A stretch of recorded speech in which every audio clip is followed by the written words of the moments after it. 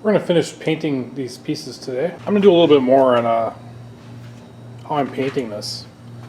I just ran some lacquer thinner through the gun. It's still working. This is supposed to be a clear coat only gun, but our paint gun failed, so it got tossed in the garbage.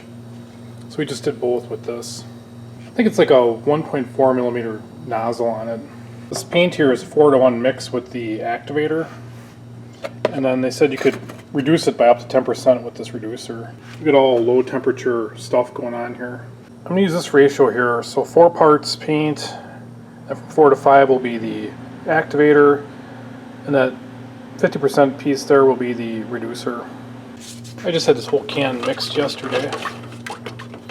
We have about a third of a can left after everything we did, so I think we have more than enough paint. We might even paint the rims orange.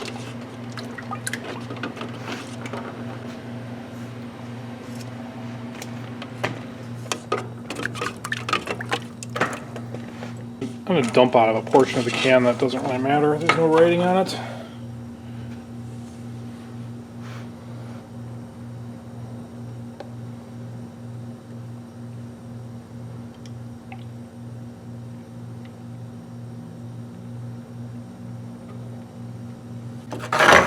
Activator here.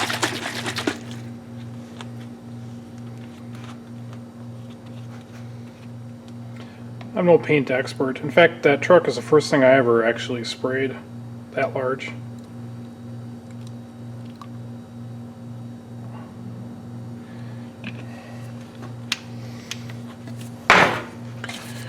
That reducer, we didn't reduce the clear coat at all. Probably won't today either.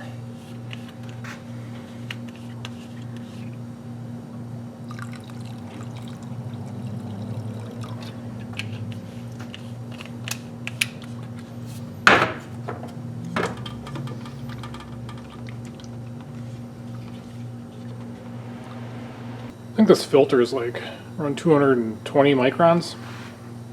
One thing we got here that was worth every penny was this holder for this gun. Chucking that gun up in the vise really sucked.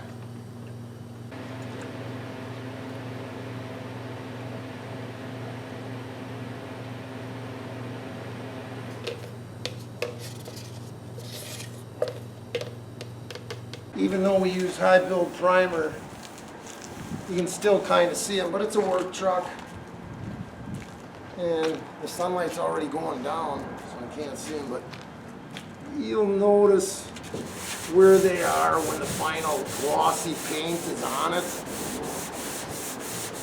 Just trying to feather it out as much as possible so that the differences are less.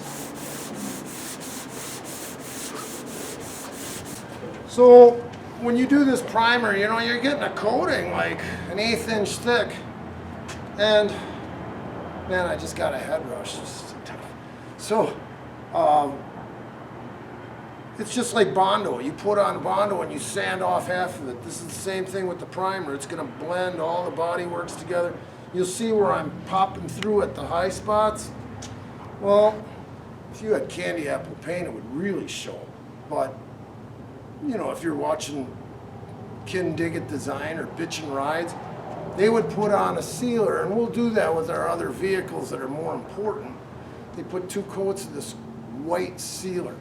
When the base is real bright white, then as you lay a color down, it'll stay a consistent color. We're doing orange, and if you have black and gray and bare steel and all that stuff, you would get different colors. We ended up getting this all painted now. 3 coats of color, 2 coats of clear. Every bit of body work that we did shows. I mean, this was fast. We painted outside, so there's some bugs, there's some fuzzies, you know, like cattails in there. But everything was laid down. There's no runs or anything. It looks good. And then the truck was out in the open too, so I had to quick throw some rugs on there because this was just, the whole area back here was like a fog of overspray. But we'll cruise around, you can look at it. And you can tell where everything was stoved in, pounded out. And But when you're going 5 miles an hour,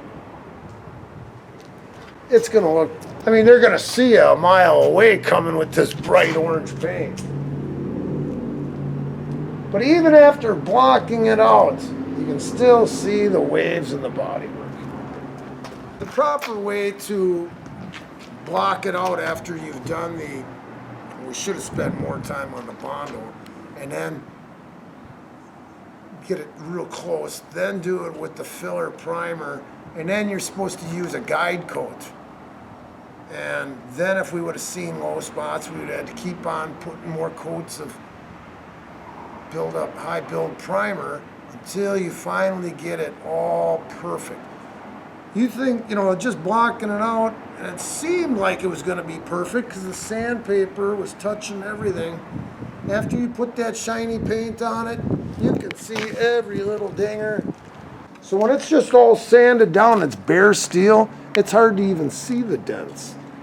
A lot of times if you have dents in the car while there's still paint and you're sanding it down, you should make a drawing and mark where the spots are so you don't forget them.